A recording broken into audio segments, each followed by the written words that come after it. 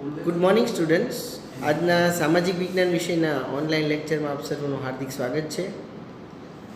Last લેક્ચરની અંદર આપણે પૃથ્વીના આવરણો વિશે જોયું હતું, જેની અંદર સૌપ્રથમનું આવરણ જે મૃદાવરણ છે એની વિશે વાત કરી હતી. ત્યારબાદ આપણે વાતાવરણ અને જલાવરણ આ ત્રણ આવરણો છે એના વિશે વિગતવાર પરિચય મેળવ્યો હતો. હવે આજનો જે ટૉપિક છે એની અંદર આપણે વાતાવરણ પછી જીવાવરણ વિશે જોવાનું છે. એ પહેલાં થોડું આપણે જે આગળ ભણ્યા છીએ એને સંક્ષિપ્તમાં જોઈ લઈએ. તો મૃદાવરણ આપણે કાલે જોયું હતું અને આપણે કાલે જોયું હતું મૃદાવરણમાં કે પૃથ્વી સપાટીની અંદર કુલ 29% ભાગ છે એ મૃદાવરણ રોકે છે. બાકીનો જે 71% ભાગ છે એ જલાવરણથી છવાયેલો જોવા મળે છે. આપણે જોયું હતું કે મૃદાવરણ છે એની અંદર જમીન સપાટી ઉપર મકાનો છે, ખેતી, ઉદ્યોગ, આવા અલગ અલગ જે કામો છે કરવામાં આવે છે. ત્યારબાદ જલાવરણ છે એની અંદર જોયું હતું કે પૃથ્વી સપાટી પર 71% જે ભાગ પાણીમાં રહેલો છે, એમાં 97% ભાગમાં જે પાણી છે એ ખારાશવાળું છે. એ ખારાશવાળું જે પાણી છે એ 97% ભાગવાળું પાણી છે મહાસાગરોમાં આવેલું છે આ પાણી. અને એમાં જે 97% ભાગની અંદર જે મહાસાગરો પાણી છે એમાં મોટા ભાગનું પાણી છે એ પેસેફિક, એટલાન્ટિક, આર્કટિક અને હિન્દ મહાસાગરની અંદર આપણને જોવા મળે છે. ત્યારબાદનું જે વધેલો ભાગ છે ખૂબ ઓછો કહી શકાય, 3% જેવો ભાગ, એની અંદરથી આપણે 1.5% જેટલું પાણી છે એ મીઠું પાણી, અને ત્યારબાદ બીજું જે 1.5% જેટલું પાણી વધે એ બરફ દ્વારા આપણે જોઈ શકીએ છીએ. તો આ રીતે જલાવરણ છે એની પણ આપણે માહિતી મેળવી હતી.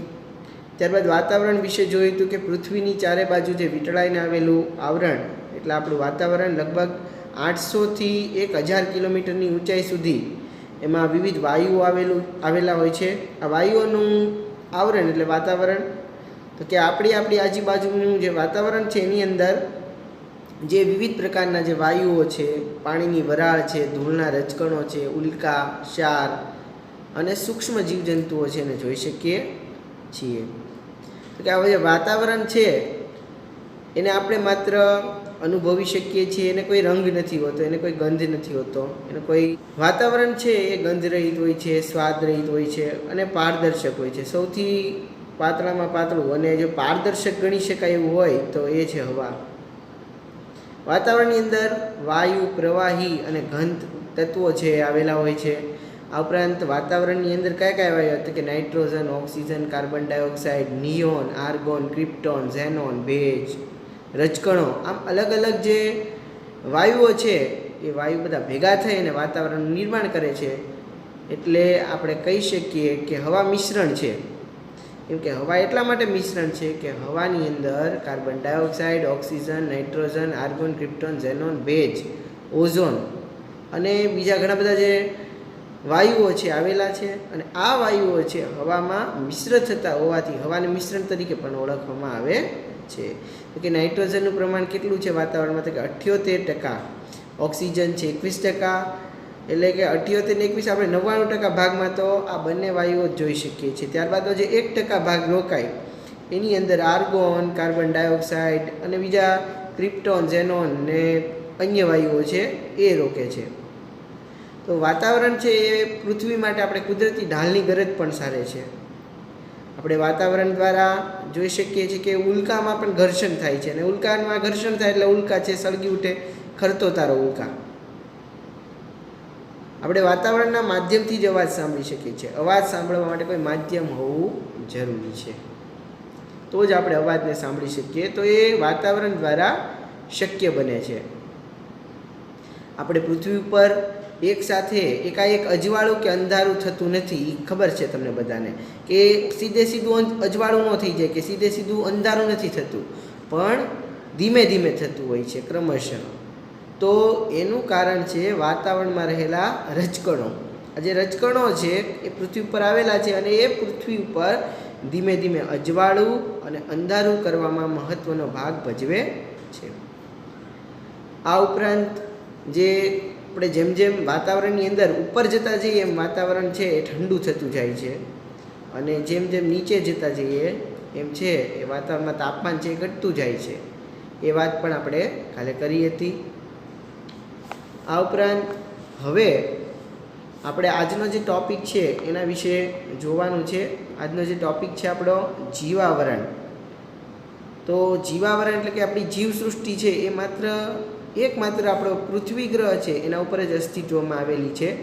તો કે આ જીવાવરણ છે એ જીવસૃષ્ટિ અસ્તિત્વમાં આવી એની પાછળના પરિબળોમાં આપણા જે 3 આગળના જે આવરણો છે ગણી શકાય. કેમ કે મૃદાવરણ, જલાવરણ અને વાતાવરણ, આ ત્રણેય વસ્તુ છે એ પૃથ્વી ઉપર આ ત્રણેય આવરણો આવેલા છે. અને એના કારણે તમે જોઈ શકો છો કે જીવાવરણ છે એ પૃથ્વી સપાટી ઉપર અસ્તિત્વમાં આવેલું છે. જીવસૃષ્ટિ છે તો કે વાતાવરણ આપણે યોગ્ય તાપમાન, હવા, પાણી બધું મળી રહે છે પૃથ્વી ઉપર, ગુરુત્વાકર્ષણ બળ. આ ઉપરાંત પાણી છે એ પણ પૂરતા પ્રમાણમાં મળી રહે છે. અને જમીન છે એમાં પણ તમે જોઈ શકો છો કે મેદાની પ્રદેશ આવેલો છે આપણા પૃથ્વી ગ્રહ ઉપર. તો એ મેદાની પ્રદેશો છે એની ઉપર આપણું રહેઠાણ છે એ શક્ય બન્યું છે. તો આવી રીતે આ જે 3 આવરણો છે એના કારણે આપણું જે જીવાવરણ છે એ પૃથ્વી ઉપર અસ્તિત્વમાં આવ્યું છે અને આપણે સારી રીતે રહી શકીએ છીએ. બીજા કોઈ ગ્રહ ઉપર જીવસૃષ્ટિ છે એ આપણે જોઈ શકતા નથી. આજે આપણે જીવાવરણ વિશે વિગતવાર માહિતી મેળવીએ. જોઈએ આગળ.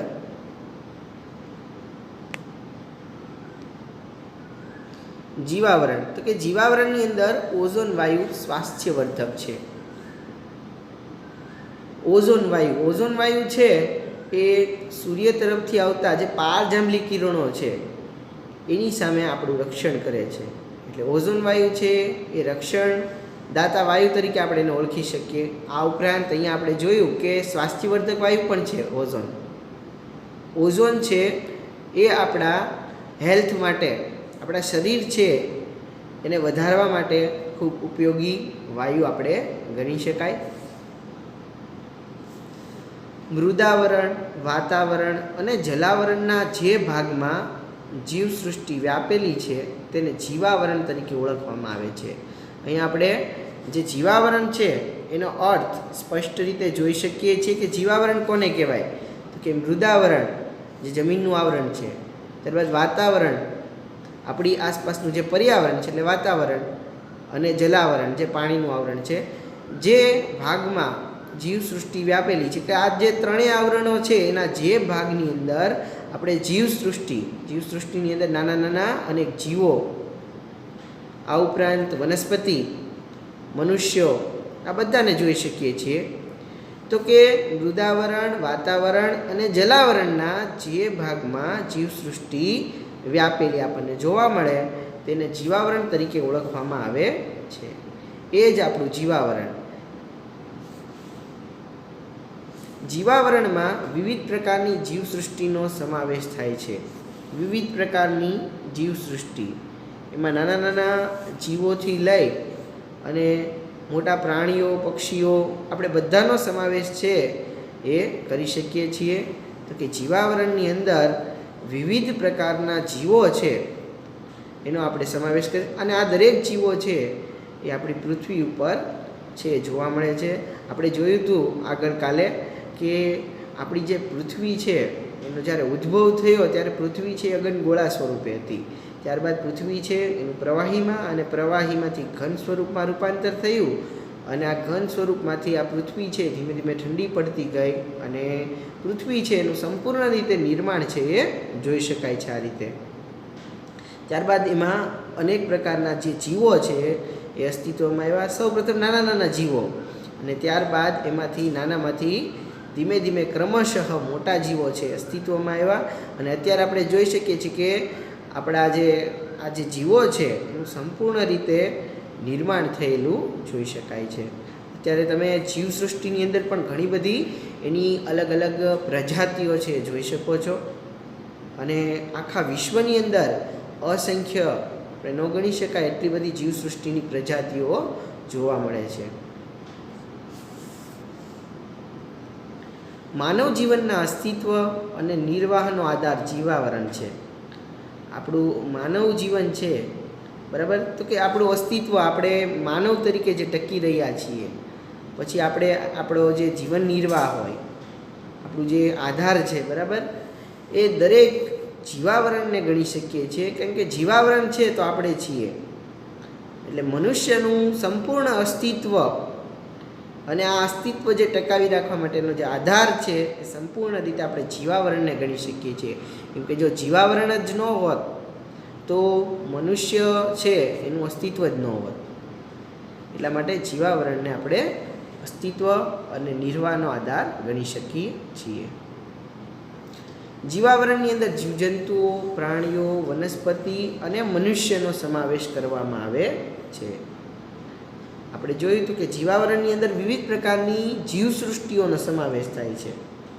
તો કે જીવસૃષ્ટિની અંદર માનવ અને વનસ્પતિ અને પ્રાણીઓ, પક્ષીઓ, પૃથ્વી ઉપરના જે સજીવો છે એ ખોરાક પણ જીવાવરણમાંથી જ મેળવે છે. જીવાવરણના સજીવો માનવ જગતને વૈવિધ્યપૂર્ણ ખોરાક અને કાચો માલ પણ પૂરો પાડે છે. આમ આપણે માનવ જીવનના નિર્વાહ અને અસ્તિત્વનો આધાર આપણે જીવાવરણને ગણી શકીએ છીએ.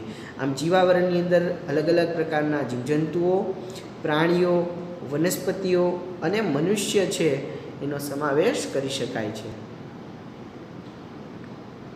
વાતાવરણના વાયુઓ વિશે હવે આપણે જોઈએ. આ નવો ટૉપિક છે વાતાવરણના વાયુઓ. મેં આગળ તમને વાત કરી કે વાતાવરણની અંદર ઘણા બધા અલગ અલગ વાયુઓ છે આવેલા છે અને હવાને મિશ્રણ તરીકે પણ ઓળખવામાં આવે છે. તો વાતાવરણની અંદર કયા કયા વાયુઓ આવેલા છે? આપણે આગળ વાત કરી કે નાઇટ્રોજન છે, ઓક્સિજન છે, આર્ગોન છે, ક્રિપ્ટોન છે, ઝેનોન, ભેજ, રજકણ, નિયોન, અન્ય વાયુઓ, બરાબર. આ બધા વાયુઓ છે વાતાવરણની અંદર આવેલા છે. અને આ વાતાવરણના વાયુઓ છે એનો કોઈ રંગ નથી હોતો, એટલે આપણે એને જોઈ નથી શકતા. એની કોઈ ગંધ નથી હોતી, બરાબર. આપણે એને કોઈ સુગંધ કે દુર્ગંધ નથી હોતા કે આપણે એને પારખી શકીએ.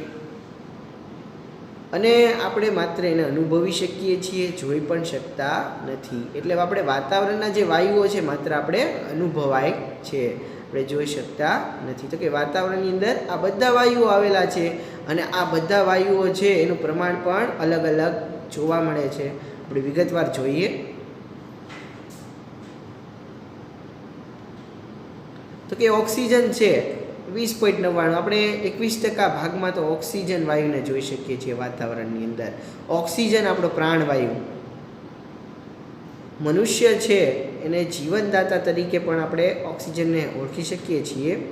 ઓક્સિજન છે એ ખૂબ મહત્ત્વનો વાયુ આપણે કહી શકીએ. વનસ્પતિ છે એ ઓક્સિજન વાયુ છે ને બહાર છોડે છે અને કાર્બન ડાયોક્સાઇડ વાયુ છે ને પોતાની અંદર લે છે.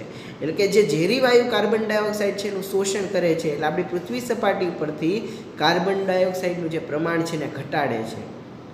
કાર્બન ડાયોક્સાઇડ ઝેરી વાયુનું પ્રમાણ ઘટાડી અને આપણને જે પ્રાણવાયુ છે, જે જીવનદાતા વાયુ છે ઓક્સિજન, એ આપણે વનસ્પતિ પૂરો પાડે છે. એટલા માટે જ આપણે જોઈ શકીએ છીએ કે જે જગ્યાએ વનસ્પતિ વધુ હોય, જ્યાં હરિયાળીવાળું વાતાવરણ હોય, એવી જગ્યાએ માનવ વસ્તી છે વધારે જોવા મળતી હોય છે. તો ઓક્સિજનનું પ્રમાણ આપણે 21% જોઈ શકીએ છીએ. ઓક્સિજન આ ઉપરાંત દહન પામવા માટે પણ જરૂરી વાયુ ગણી શકાય છે. કેમ કે ઓક્સિજન વગર કોઈ પણ વાયુ છે એ દહન પામી શકતો નથી. તો આમ ઓક્સિજન છે એ આપણા માટે ખૂબ મહત્ત્વનો વાયુ ગણી શકાય. ત્યારબાદ છે નાઇટ્રોજન. સૌથી વધારેમાં વધારે છે એ પ્રમાણ આપણે નાઇટ્રોજન વાયુનું ગણી શકીએ છીએ. તો કે આપણી પૃથ્વીની અંદર જે ઘટ્ટ વાતાવરણ જોવા મળે છે એની અંદર આપણે નાઇટ્રોજન વાયુ છે એને જોઈ શકીએ. તો કે નાઇટ્રોજનનું પ્રમાણ સૌથી વધારેમાં વધારે છે એ આપણે આપણા પૃથ્વીના જે વાતાવરણ છે એની અંદર જોઈ શકીએ છીએ. જેમ જેમ પૃથ્વી સપાટી પરથી ઉપર જતાં જેમ વાતાવરણની અંદર નાઇટ્રોજન છે એનું પ્રમાણ પણ ધીમે ધીમે છે એ ઘટતું જાય છે.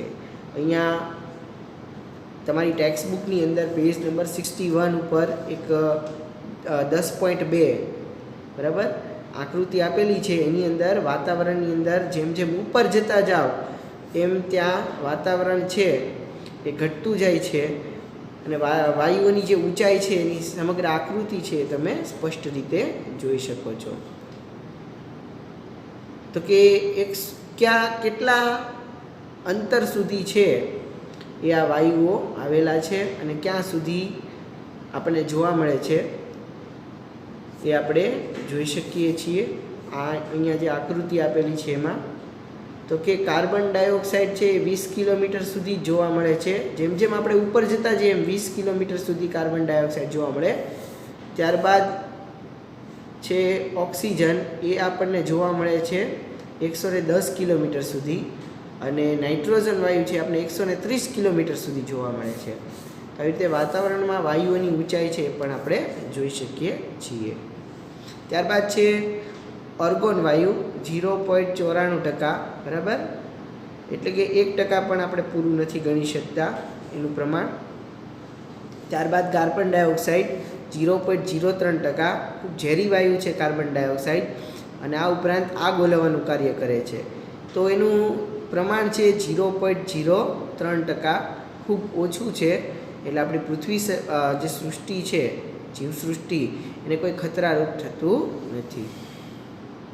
ત્યારબાદ અન્ય વાયુઓનું પ્રમાણ છે 0.01%, એટલે કે 1%ની અંદર અલગ અલગ જે વાયુઓ આવેલા છે carbon dioxide, argon, neon, krypton, xenon, ભેજ, રજકણ, આ બધા વાયુઓ ભેગા થાય અને 1%ની અંદર આવે છે.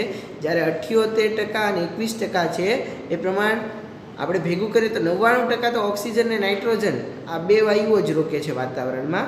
ત્યારબાદના 1%ની અંદર આ બીજા બધા અન્ય વાયુઓ છે એ રોકે છે. તો આમાં આપણે કહી શકીએ કે આપણી પૃથ્વી સપાટીનું જે વાતાવરણ છે એ વાતાવરણની અંદર મુખ્યત્વે નાઇટ્રોજન અને ઓક્સિજન વાયુઓ આ બે આવેલા છે. બાકીના બધા વાયુઓ છે એ આપણને થોડા ઘણા અંશે જોવા મળે છે. અહીંયા જે સ્ક્રીન ઉપર એક ફોટોગ્રાફ્સ તમે જોઈ શકો છો કે જેની અંદર અલગ અલગ જે વાયુઓ છે એનું પ્રમાણ કેટલા ટકા છે એ અહીંયા એક ફોટોગ્રાફમાં તમને દર્શાવેલું છે. જેની અંદર એક વર્તુળાલેખ આપેલો છે, બરાબર. જે વર્તુળાલેખ છે જે પાઈ ચાર્ટ, એની અંદર તમે nitrogen, oxygen, argon, carbon dioxide અને અન્ય વાયુઓ આનું અલગ અલગ જે પ્રમાણ છે એ વર્તુળાલેખના પ્રમાણે જોઈ શકો છો. તો આપણે જે વાતાવરણ છે એની અંદર ઓઝોન વાયુ છે એનું પ્રમાણ પણ ખૂબ ઓછું જોવા મળે છે. અને જે ઓઝોન વાયુ છે એ સૂર્યના જે જલદ પારજાંબલી છે કિરણો એનું શોષણ કરી અને પૃથ્વીને જે સૂર્યની જે પ્રચંડ ગરમી છે એનાથી બચાવી અને પૃથ્વીની સામે આપણી પૃથ્વી છે એનું રક્ષણ કરે છે સૂર્ય સામે. આ મુખ્યત્વે વહેલી સવારે જે ખુલ્લા મેદાનો છે અને જે સમુદ્ર કિનારાની જે હવા છે એની અંદર આ ઓઝોન વાયુનું પ્રમાણ વધારે જોવા મળે છે. ઓઝોન વાયુ છે આપણે આગળ જોયું કે સ્વાસ્થ્યવર્ધક વાયુ પણ છે. એટલા માટે લોકો છે એ આવા સ્થળે વહેલી સવારે ચાલવા માટે જતા જોવા મળે છે. કેમ કે ઓઝોન વાયુ લેવો એ પણ એક સારી બાબત ગણી શકાય કે જેના દ્વારા આપણું જે સ્વાસ્થ્ય છે એને સારી એવી તંદુરસ્તી મળી શકે છે. વાતાવરણમાં વિવિધ રજકણો છે એના લીધે પૃથ્વી ઉપર સૂર્યપ્રકાશ પણ રહેલાતો જોવા મળે છે. આપણે આગળ જોયું કે એકાએક છે એ સૂર્યોદય કે સૂર્યાસ્ત થતો નથી. તો એ રજકણોને આભારી આપણે જોઈ શકીએ છીએ. અને પ્રકાશના કિરણો છે એનું પરાવર્તન થાય છે અને આપણને આ રીતે સૂર્યપ્રકાશ છે એ ક્રમશઃ ધીમે ધીમે જોવા મળે છે. વાતાવરણના માધ્યમથી આપણે અવાજ પણ સાંભળી શકીએ છીએ. અવાજ અને પ્રકાશના જે મોજા છે એ વાતાવરણમાં પરાવર્તન પામી અને પૃથ્વીની સપાટી પર પાછા ફરે છે. તેથી રેડિયો અને દૂરદર્શનનું પ્રસારણ છે એ પણ આપણે શક્ય બનાવી શકીએ છીએ. ત્યાં તમે જોઈ શકો છો કે દૂરદર્શનના માધ્યમ દ્વારા, દૂરદર્શન ચેનલ દ્વારા આપણે ઘણું બધું જે પ્રસારણ છે કરી શકીએ છીએ. ઓનલાઈન જે લેક્ચર એ પણ દૂરદર્શનના માધ્યમ દ્વારા જોઈ શકાય છે. ઉપરાંત રેડિયો દ્વારા પણ તમે જે અવનવી જે ઘટનાઓ છે એને લાઈવ જોઈ શકો છો. તો કે વાતાવરણ સાથેના ઘર્ષણથી ઉલ્કા જેવા જે અવકાશી પદાર્થ છે એ સળગી ઉઠે છે અને નાશ પામે છે. આમ વાતાવરણ છે પૃથ્વી માટે કુદરતી ઢાલની ગરજ સારે છે. આપણે જોયું આગળ કે જીવાવરણની અંદર આવી રીતે વાતાવરણ, મૃદાવરણ અને જલાવરણ આ ત્રણેય આવરણો છે આવેલા છે. અને આ ત્રણેય આવરણો છે એ આવેલા હોવાના કારણે આપણું જે જીવાવરણ છે અસ્તિત્વમાં આવ્યું છે. અને પૃથ્વી આપણો એક જ ગ્રહ છે કે જેની અંદર જીવસૃષ્ટિ અસ્તિત્વમાં આવી હોય. હવે આ જે જીવાવરણ છે એની અંદર આપણે જોયું કે જીવાવરણની અંદર આપણે વનસ્પતિ, પ્રાણીઓ અને પક્ષીઓ અને બીજા બધા જે જીવો છે એનો સમાવેશ કરી શકીએ છીએ. પૃથ્વી ઉપરના જે સજીવો છે એ પણ ખોરાક જીવાવરણમાંથી જ મેળવે છે. જીવાવરણના જે સજીવો છે માનવ જગતને વૈવિધ્યપૂર્ણ ખોરાક અને કાચો માલ પૂરો પાડે છે. તો કે અલગ અલગ પ્રકારના વિવિધ જે સજીવો છે એને ખોરાક અને કાચો માલ છે એ પણ જીવાવરણ દ્વારા જ મળે છે. એટલે કે જીવસૃષ્ટિ જીવાવરણ છે એ ખૂબ અગત્યનું આવરણ આપણે ગણી શકીએ. માનવ જીવન છે એનું જે અસ્તિત્વ ટકી રહ્યું છે એના માટે ખાસ આપણે જીવાવરણ ઉપર આભારી રહી શકીએ. કે માનવ જીવનની પ્રવૃત્તિની અસર આપણે જોઈએ તો કે માનવ પ્રવૃત્તિઓની અસરમાં જીવાવરણ છે એ મોટાભાગે સંતુલિત સ્થિતિમાં છે, પરંતુ માનવી વિક્ષેપ જ્યારે સંતુલિત તંત્રમાં ખલેલ પહોંચાડે છે ત્યારે ઘણી મુશ્કેલીઓ ઊભી થાય છે.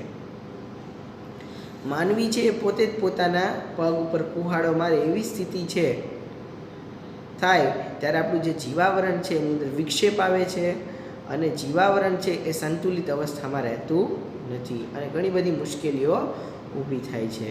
તો કે માનવી છે એ પોતાની મોજ શોખની પ્રવૃત્તિઓ કરવા માટે છે આપણા પર્યાવરણનો નાશ કરતા હોય છે.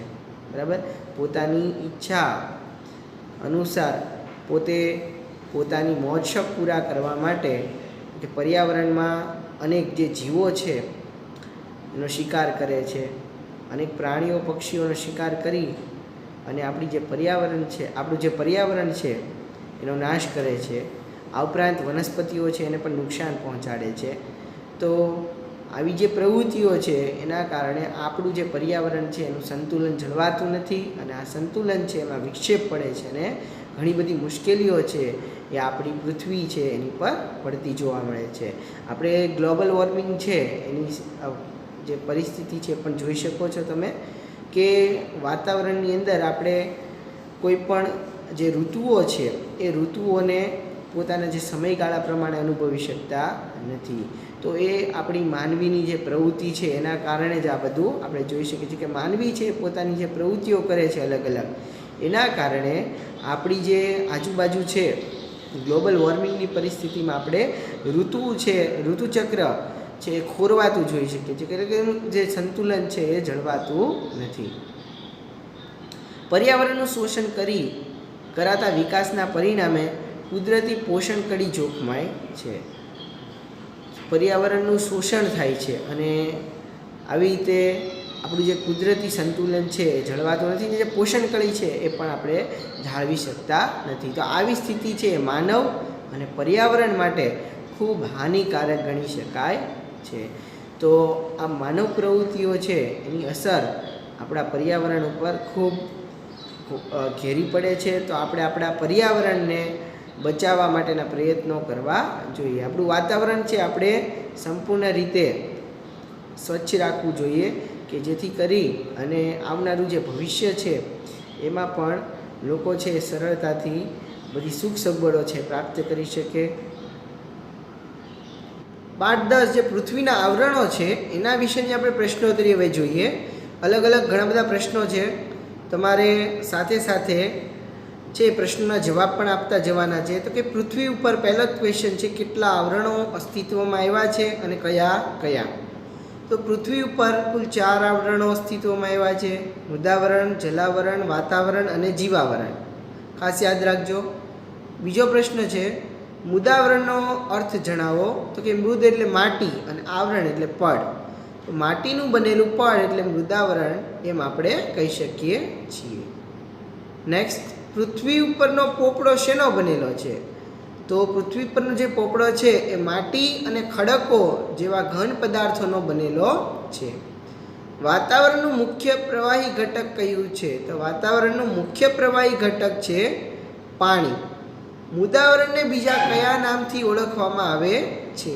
તો મૃદાવરણનું બીજું નામ છે ઘનાવરણ અને શિલાવરણ. મૃદાવરણ પૃથ્વીની સપાટીનો આશરે કેટલા ટકા ભાગ રોકે છે? તો મૃદાવરણ છે 29% ભાગ પૃથ્વી સપાટી પર રોકે છે. પૃથ્વી સપાટી પર 29% ભાગમાં આપણે જમીન જોઈ શકીએ છીએ. મૃદાવરણની જાડાઈ કેટલી છે? 64 થી 16 કિલોમીટરની જાડાઈ છે મૃદાવરણની જોવા મળે છે. પૃથ્વીનો પોપડો શેનો બનેલો છે? માટી અને ખડક જેવા દ્રવ્યોનો આપણે જોઈ શકીએ છીએ. પૃથ્વીનો પોપડો જે મૃદાવરણ છે શેનું બનેલું છે? તો માટી અને ખડકો જેવા દ્રવ્યોના મિશ્રણથી. પૃથ્વીના કયા ભાગ ઉપર નાના મોટા ખડકો, ઉચ્ચ પ્રદેશો અને મેદાન આવેલા છે?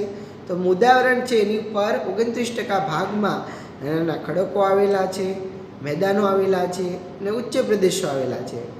ભૂરસ મેગ્મા એટલે શું? તો જે ખડકો હોય એનો પીગળેલો રસ એને આપણે મેગ્મા તરીકે ઓળખીએ છીએ. પૃથ્વીનો પોપડો શા માટે ફાટી જતો નથી? તો ગરમી અને દબાણના સંતુલનના કારણે પૃથ્વીનો પોપડો છે ફાટી જતો નથી. આપણે જેમ જેમ પૃથ્વીના પેટાળમાં જઈએ એમ પૃથ્વીની અંદર ગરમી અને દબાણ આ બંને જોવા મળે છે અને આ બંને છે એ એકબીજાને સંતુલિત રાખે છે અને સંતુલિત રાખવાના કારણે પૃથ્વીનો પોપડો છે એ ફાટતો નથી. આગળ જોઈએ, પૃથ્વીના પોપડાની સમતુલા જળવાય તો શું થાય? ન જળવાય, પૃથ્વીના પોપડાની સમતુલા ન જળવાય તો શું થાય? તો જો પૃથ્વીના પોપડાની સમતુલા છે ન જળવાય તો જ્વાળામુખી વિસ્ફોટનની પ્રક્રિયા છે એ જોવા મળે છે. આપણને બહાર અગનગોળા સ્વરૂપે લાલ રંગનો જે ધગધગતો જે પ્રવાહી છે એ નીકળતો જોવા મળે છે, જેને આપણે લાવા તરીકે ઓળખીએ છીએ. પૃથ્વીની સપાટીની નીચાણવાળો ભાગ જે પાણીથી ઘેરાયેલો છે એને શું કહેવામાં આવે છે? તો એને જલાવરણ તરીકે ઓળખવામાં આવે છે. અને આપણી પૃથ્વી સપાટી પર 71% ભાગની અંદર જલાવરણ જોવા મળે છે અને 71% ભાગની મોટા ભાગનું પાણી છે એ ખારું મહાસાગરમાં રહેલું છે, એટલાન્ટિક, પેસેફિક, આર્કટિક અને હિન્દ મહાસાગરમાં. પાણીના વિસ્તારનું પ્રમાણ પૃથ્વી સપાટી પર શેનું પ્રમાણ વધારે છે? તો પાણીના જે વિસ્તારનું પ્રમાણ છે એ આપણે વધુ ગણી શકીએ છીએ. જ્યારે જમીનનો ભાગ છે માત્ર 29% જ છે, 71% છે એ ભાગમાં જલાવરણ છે વિસ્તરેલો જોવા મળે છે. જલાવરણ છે 71% ભાગમાં આપણને જોવા મળે છે. જલાવરણમાં વિશાળ જળ ભંડારો ધરાવતા ભાગો કયા નામથી ઓળખાય છે? મહાસાગર. જેની અંદર વિશાળ જળ ભંડાર હોય એવા ભાગને કયા નામથી ઓળખવામાં આવે? તો મહાસાગર તરીકે ઓળખવામાં આવે છે.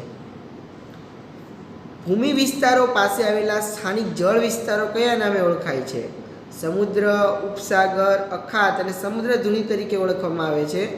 આ બધા જે જળ વિસ્તારો છે અને આ બધા જે જળ વિસ્તારો છે ભૂમિ વિસ્તારો પાસે આવેલા છે. સમુદ્રો, ઉપસાગરો, અખાત અને સમુદ્ર ધુની આ બધા ભૂમિ વિસ્તારો પાસે આવેલા જળ વિસ્તારો છે. મહાસાગરમાં કેટલી ઊંડી ખાઈઓ આવેલી છે? 10 થી 11 કિલોમીટર જેટલી ઊંડી ખાઈઓ છે આપણે મહાસાગરની અંદર જોવા મળે. 10 થી 11 કિલોમીટર આપણે ખૂબ ઊંડું આંકી શકીએ. બરાબર, મહાસાગરમાં એટલી બધી ઊંડી ખાઈઓ જોવા મળે છે. પૃથ્વી ઉપરના પાણીના જથ્થાનું કેટલા ટકા પાણી સમુદ્રમાં આવેલું છે? 97% પાણી તો ખારું છે, સમુદ્રમાં છે. જલાવરણની મુખ્ય ભેટ કઈ છે? જલાવરણની આપણે મુખ્ય ભેટ છે મીઠું પાણી, પીવાલાયક પાણી જે આપણે ઉપયોગ કરીએ છીએ એ જલાવરણની આપણને મુખ્ય ભેટ છે. આપણે આગળ જોયું હતું પાઠ ભણાવતી વખતે કે ઘણી બધી સંસ્થાઓ છે એ આ ખારા પાણીમાંથી મીઠું પાણી બને એવા સંશોધનો પણ કરી રહી છે. આપણા ભાવનગરમાં આવેલી CSMCRI, બરાબર, centre salt marine chemical and research institute, જેની અંદર ખારા પાણીમાંથી મીઠું પાણી બનાવવા માટેના જે સંશોધનો છે એ કરવામાં આવે છે. આ ઉપરાંત દિલ્હીમાં પણ ઘણી બધી સંસ્થાઓ છે જે આ બાબતે સંશોધન કરી રહી છે.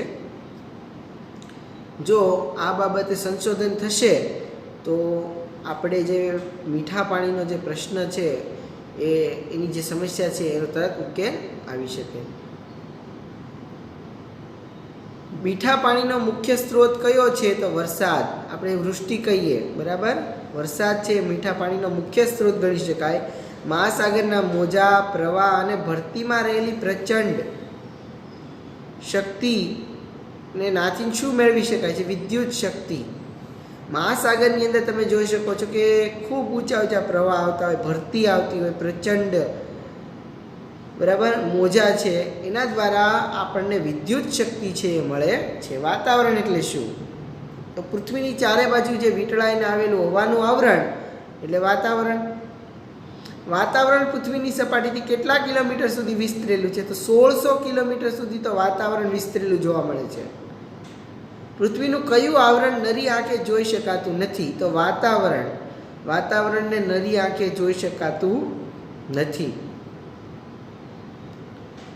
કયું આવરણ નરી આંખે જોઈ શકાય છે? મૃદાવરણને આપણે નરી આંખે જોઈ શકીએ છીએ, જલાવરણને પણ જોઈ શકીએ છીએ. વાતાવરણમાં શું ભળેલું હોય છે? તો કે વાતાવરણની અંદર વાયુઓ, વરાળ, રજકણો, ક્ષારકણો, સૂક્ષ્મ જંતુઓ આ બધું ભળે છે એ ભળેલું હોય છે. આપણે પૃથ્વી ઉપર કયા કયા વાયુ હોય છે? તો કે પૃથ્વી ઉપર carbon dioxide, nitrogen, argon, krypton, xenon, ભેજ, રજકણ એવા અલગ અલગ વાયુઓ, વરાળ, રજકણ, ક્ષારકણો, સૂક્ષ્મ જંતુઓ આ બધું આપણે જોઈ શકીએ છીએ. પૃથ્વી પરનું કયું આવરણ રંગહીન, સ્વાદરહિત અને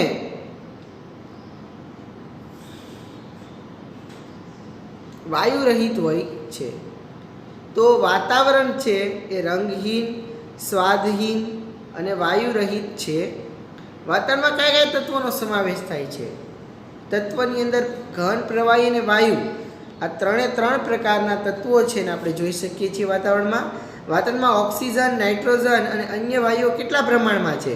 વાતાવરણમાં ઓક્સિજન 21%, નાઇટ્રોજન 78% અને અન્ય વાયુઓનું પ્રમાણ 1%. એમાં કાર્બન ડાયોક્સાઇડ 0.03, ઓર્ગન 0.94% જોવા મળે છે.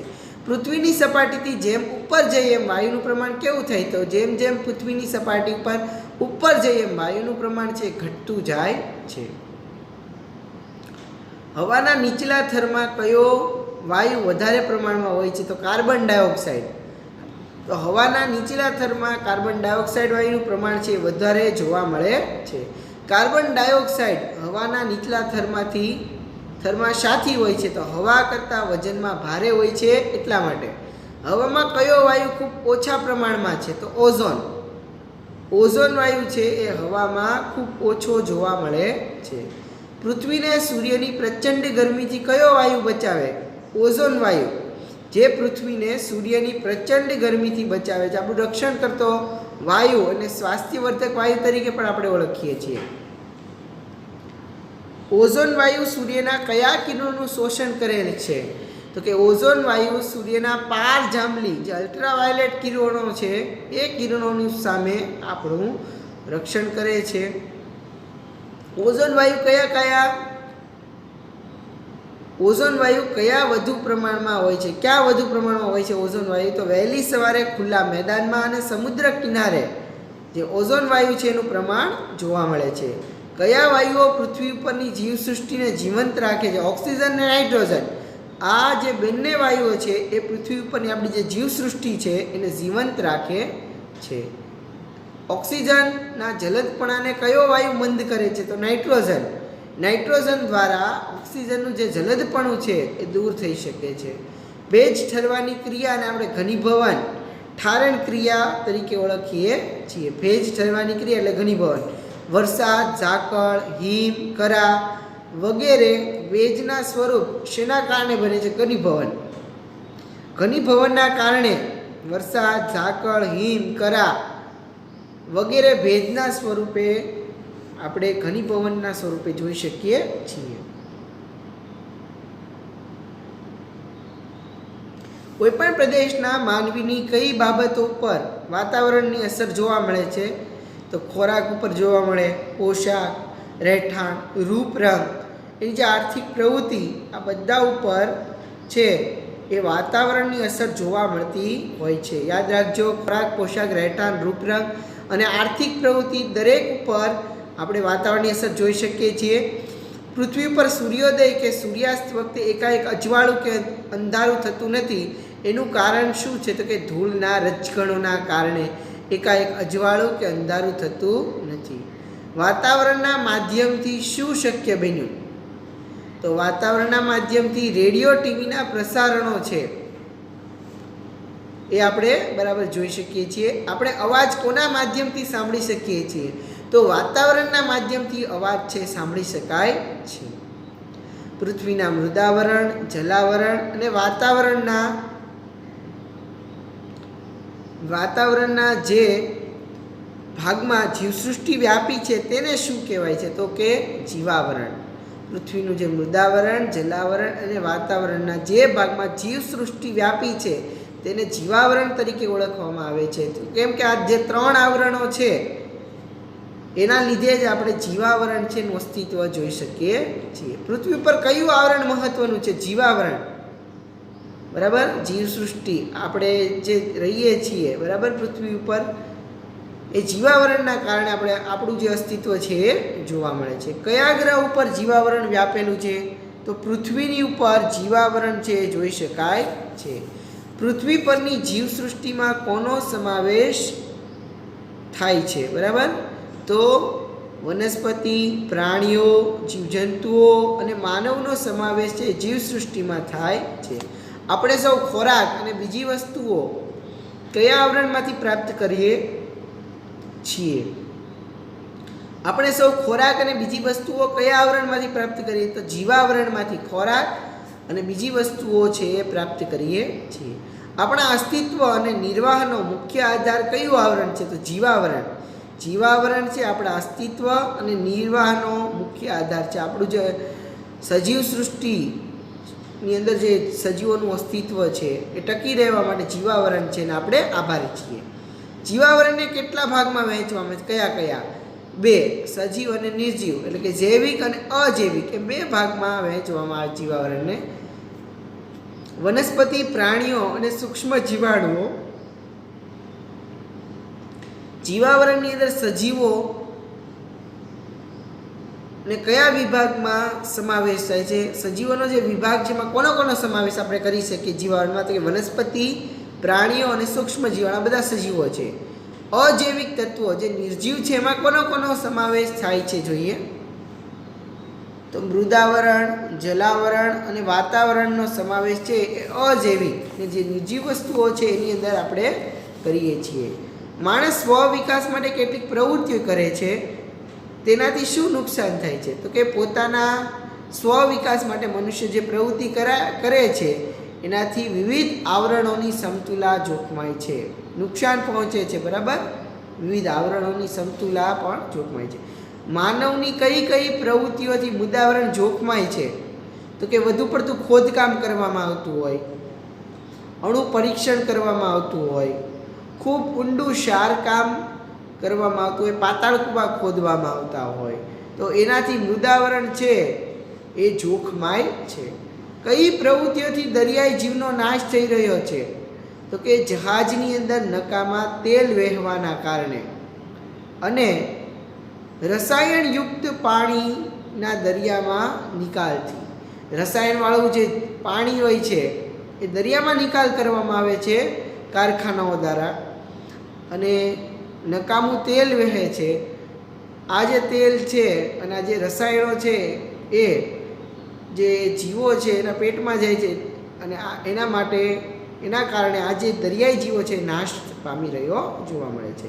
વધુ વાહનોની અવરજવરવાળા વિસ્તારમાં કયા વાયુનું પ્રમાણ વધારે છે? Carbon monoxide. વાહનોમાંથી તમે જોઈ શકો છો કાર્બન મોનોક્સાઇડ છે એ નીકળે છે, એટલા માટે જે વધારે વાહનવાળો વિસ્તાર હોય ત્યાં કયા વાયુનું પ્રમાણ વધારે છે? Carbon monoxide. પૃથ્વી પર કયા વાયુનું પ્રમાણ વધવાથી ગરમી વધે છે? કાર્બન ડાયોક્સાઇડનું પ્રમાણ વધવાથી ગરમીનું પ્રમાણ વધે છે. વૃક્ષો કાપવાથી કયા વાયુનું પ્રમાણ વધે છે? Carbon dioxide.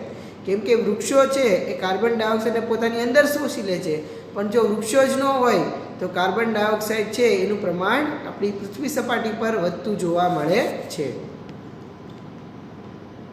પૃથ્વીના પોપડામાં કયા કયા તત્વો રહેલા છે? તો કે એલ્યુમિનિયમ અને સિલિકા.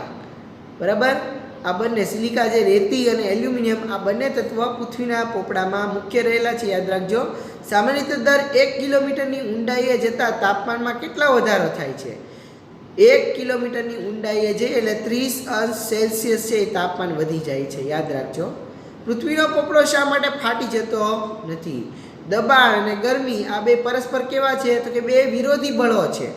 આ બંને વિરોધી બળો વચ્ચે સમતુલા જળવાય છે એટલે પૃથ્વીનો પોપડો છે ફાટતો નથી. પણ જો અસમતુલા થાય તો જ્વાળામુખી પ્રસ્ફોટનની જે પ્રક્રિયા છે એ થઈ શકે છે. વાતાવરણમાં કેટલા કિલોમીટર ઓક્સિજનનું પ્રમાણ છે એ ઘટી જાય છે? વાતાવરણમાં કેટલા કિલોમીટર પછી ઓક્સિજનનું પ્રમાણ ઘટી જાય?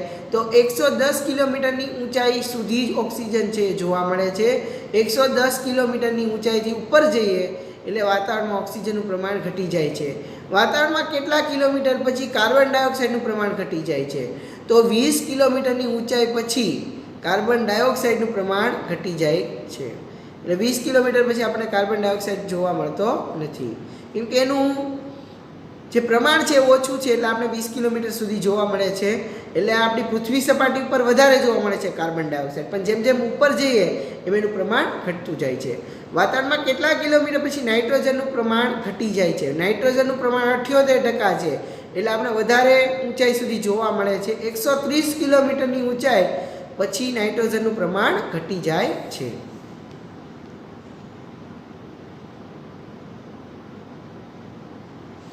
તો ખાસ વિદ્યાર્થી મિત્રો, આજે આપણે જે પ્રશ્નોત્તરી કરી, બરાબર, તમને બધાને આ પ્રશ્નો છે એના જવાબ આવડતા પણ હશે, પણ આપણે છે તમારા જવાબો છે લઈ શકતા નથી. બરાબર, આપણી એક આજે છે એ બાબતને આપણે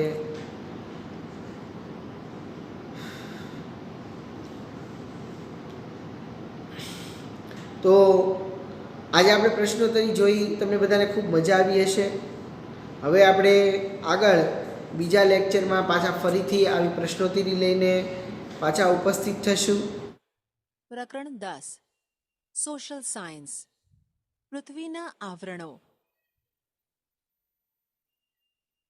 સૌર પરિવારમાં આપણી પૃથ્વી અજોડ છે. પૃથ્વી એકમાત્ર ગ્રહ છે કે જેને અનુકૂળ તાપમાન, પાણી, હવા અને જીવન મળ્યું છે. બીજા ગ્રહો પર હજુ પાણી અને ઓક્સિજન પૂરતા પ્રમાણમાં હોવાના પુરાવા મળ્યા નથી, જે પૃથ્વીને મળેલ અમૂલ્ય ભેટ છે. સામાન્ય રીતે આપણે જાણીએ છીએ કે પૃથ્વી તેના ઉદ્ભવ સમયે અગનગોળાના સ્વરૂપે હતી. આ અગનગોળો ધીરે ધીરે ઠંડો પડતા કેટલાક તત્વોનું ક્રમશઃ પ્રવાહી અને ઘન સ્વરૂપમાં રૂપાંતર થયું. આમ પૃથ્વીની આસપાસ વાયુઓનું તથા પૃથ્વીની સપાટી પર ખડકો અને માટીનું આવરણ અસ્તિત્વમાં આવ્યું. આ આવરણના વિશાળ ખાડાઓમાં પાણી ભરાતા મહાસાગરો બન્યા. આમ પૃથ્વીનું ચોક્કસ સ્વરૂપ રચાયું.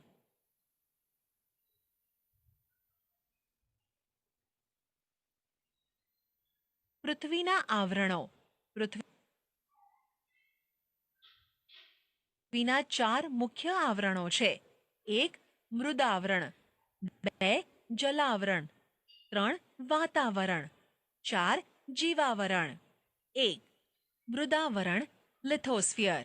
પૃથ્વી ઉપરનો પોપડો સામાન્ય રીતે માટી અને ઘન પદાર્થોનો બનેલો છે. મૃદા શબ્દનો અર્થ માટી થાય છે, તેથી પોપડાના ઉપલા ભાગને મૃદાવરણ કહે છે. આ આવરણ ખડકો અને ઘન પદાર્થનું બનેલું હોવાથી તેને ખડકાવરણ કે ઘનાવરણ તરીકે પણ ઓળખવામાં આવે છે. વિસ્તાર અને બંધારણ. પૃથ્વીનો ઉપરનો પોપડો લગભગ 64 કિલોમીટરથી 100 કિલોમીટર જેટલો જાડો છે. તેમાં મુખ્યત્વે એલ્યુમિનિયમ અને સિલિકા જેવા હલકા તત્વો રહેલા છે. ઊંડા સમુદ્રોમાં આ પોપડો પાતળો હોય છે. પૃથ્વી સપાટીનો આશરે 29% ભાગ મૃદાવરણે રોકેલો છે. આ ભાગ પર પર્વતો, ઉચ્ચ પ્રદેશો, મેદાનો વગેરે આવેલા છે. મૃદાવરણની સપાટીથી જેમ જેમ ઊંડે જઈએ તેમ તેમ તાપમાનમાં વધારો થતો જાય છે. સામાન્ય રીતે દર 1 કિલોમીટરની ઊંડાઈએ જતાં આશરે 30 ડિગ્રી સેલ્સિયસ તાપમાનનો વધારો થાય છે. આમ અહીં વધારે ગરમીને કારણે અંદરના ખડકો પણ પીગળી જઈ અર્ધપ્રવાહી ઘટ સ્વરૂપમાં ફેરવાઈ જાય છે. આ ખડકોના પીગળેલા દ્રવ્યને મેગ્મા કહે છે, જેમાં કેટલાક વાયુઓની હાજરી હોય છે. અહીં ઉપરના ખડકોનું દબાણ ખૂબ જ વધારે હોય છે. આમ દબાણ અને ગરમી જેવા પરસ્પર વિરોધી બળો વચ્ચે સમતુલા જળવાય છે. એટલે જ પૃથ્વીનો પોપડો ફાટી જતો નથી. મૃદાવરણનો જીવાવરણ અને વનસ્પતિ જીવન સાથે ગાઢ સંબંધ છે. આપણા ઘર, પાણી, ખેતી, ઉદ્યોગો બધું જ આ મૃદાવરણ સાથે સંબંધ ધરાવે છે. મૃદાવરણમાંથી ખનિજો અને ખનિજ તેલ મળે છે. ખેતી કરી વિવિધ પાકોનું ઉત્પાદન મેળવીએ છીએ. મેદાન પ્રદેશોમાં વિવિધ ઉદ્યોગ ધંધા અને બીજી આર્થિક પ્રવૃત્તિઓ કરીએ છીએ. પર્વત પ્રદેશોમાં આવેલા જંગલો પણ મૃદાવરણને આભારી છે. ટૂંકમાં એમ કહી શકાય કે આહારથી માંડીને આવાસ અને આપણા અસ્તિત્વનો પાયો એટલે જ મૃદાવરણ. 2. જલાવરણ હાઇડ્રોસ્ફિયર. પૃથ્વી સપાટી પર ભૂમિ પ્રદેશ કરતાં પાણીના વિસ્તારનું પ્રમાણ વધારે છે. પૃથ્વી સપાટીનો જે વિસ્તાર પાણીથી ઘેરાયેલો છે તેને જલાવરણ તરીકે ઓળખવામાં આવે છે. પૃથ્વી સપાટીનો લગભગ 71% જેટલો વિસ્તાર જલાવરણથી ઘેરાયેલ છે. પૃથ્વી સપાટીનો આ વિસ્તાર એટલો વિશાળ છે કે એમાં ભૂમિખંડો પણ ટાપુ જેવા લાગે છે.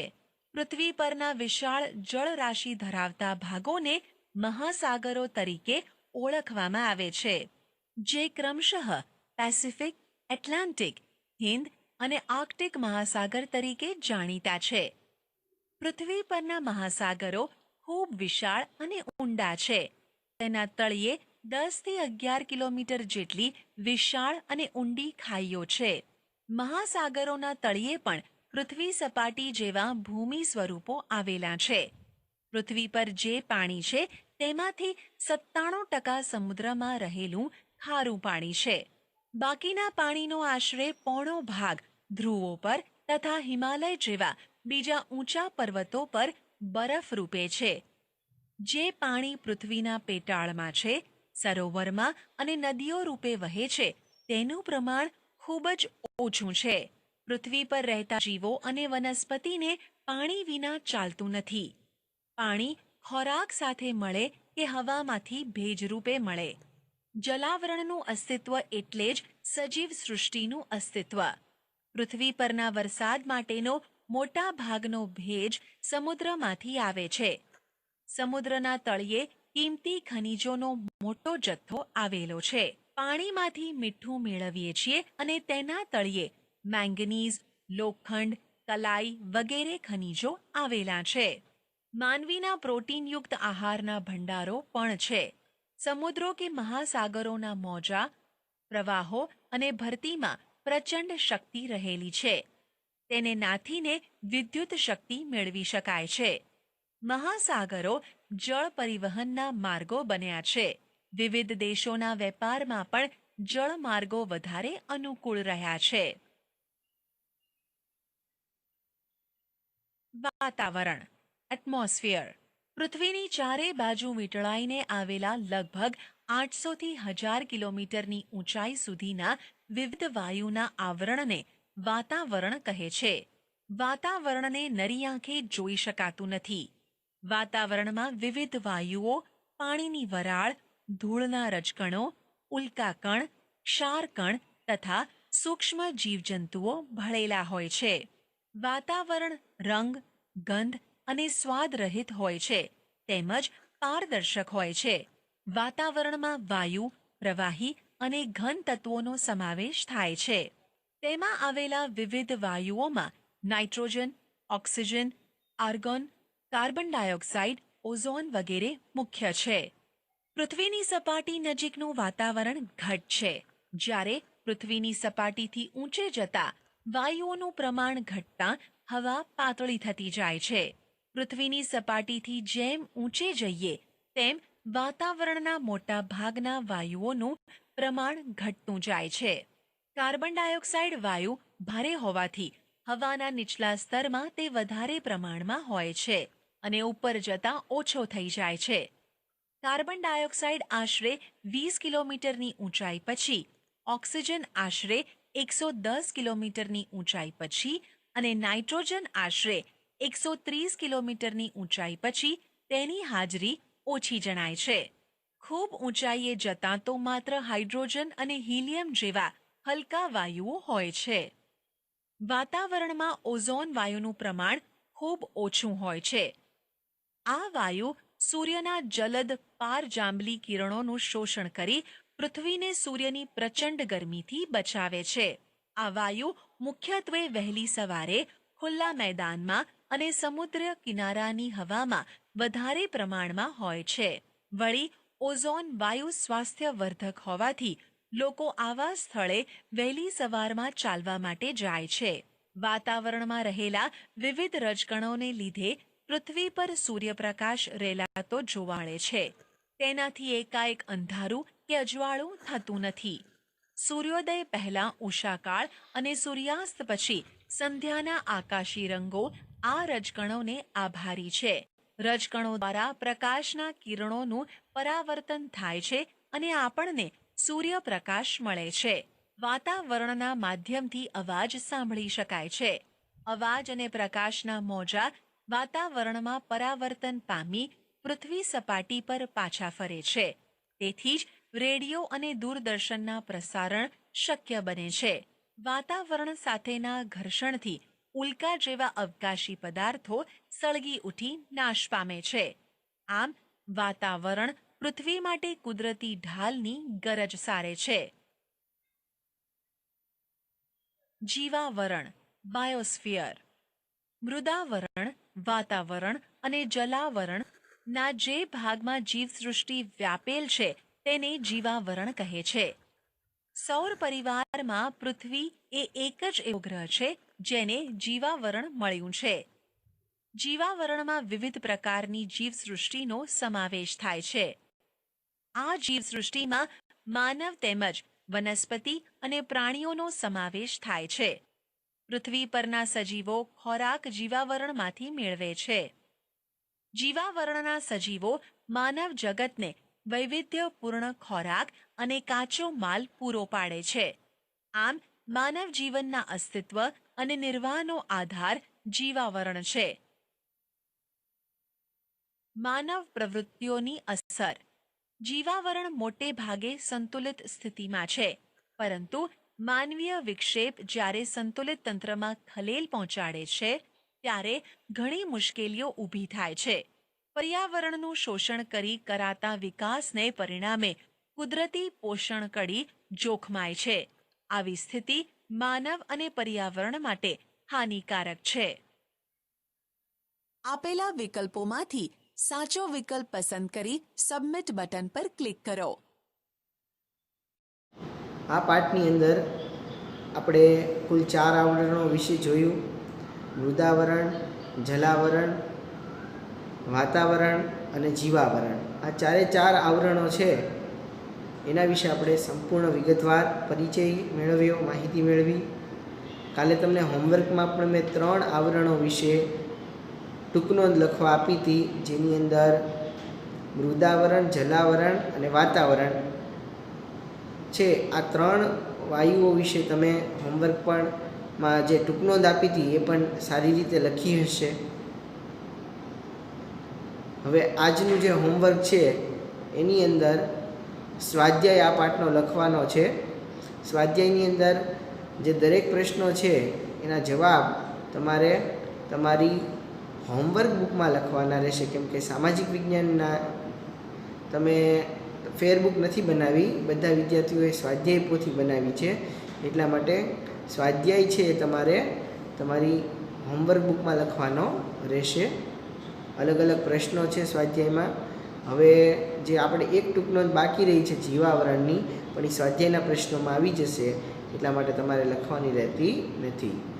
હવે આ જે 4 પ્રશ્નો છે એના જવાબ તમારે તમારી હોમવર્ક બુકમાં લખવાના રહેશે. તો વિદ્યાર્થી મિત્રો, આજે બસ એટલું જ. ફરીથી નવા ટૉપિક સાથે મળશું. આવજો. ખાસ આભાર.